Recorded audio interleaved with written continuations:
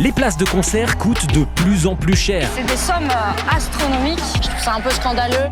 Ça exclut pas mal de gens.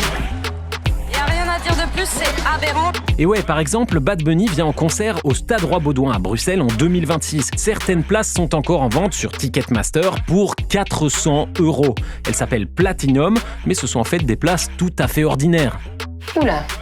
Bah écoutez, Platinum, on a l'impression quand on achète ça, évidemment, on donne la sensation d'acheter quelque chose de génial, quoi. Alors qu'en réalité, quand on regarde, c'est le même ticket qu'un ticket classique, simplement il coûte 6 fois plus cher. Ça, pour moi, c'est clairement une pratique trompeuse qui est contraire au code de droit économique. C'est ce qu'on appelle la tarification dynamique. Plus les places ont du succès, plus le prix augmente jusqu'à atteindre des sommes indécentes. Nos collègues de l'enquête ont tenté de contacter Ticketmaster, mais ils ont juste répondu avec un mail pour nous dire qu'ils ne pratiquent pas la tarification dynamique, ce qu'ils contredisent sur leur propre site. L'organisateur de l'événement a fixé les prix de ces tickets en fonction de la valeur marchande.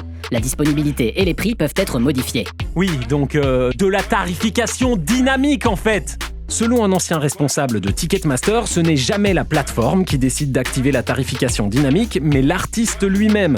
Mais peu importe qui décide de le faire, la pratique existe, elle dérange, et certains militent pour qu'elle soit interdite. D'ailleurs, Ticketmaster fait déjà l'objet d'enquêtes aux États-Unis et au Royaume-Uni.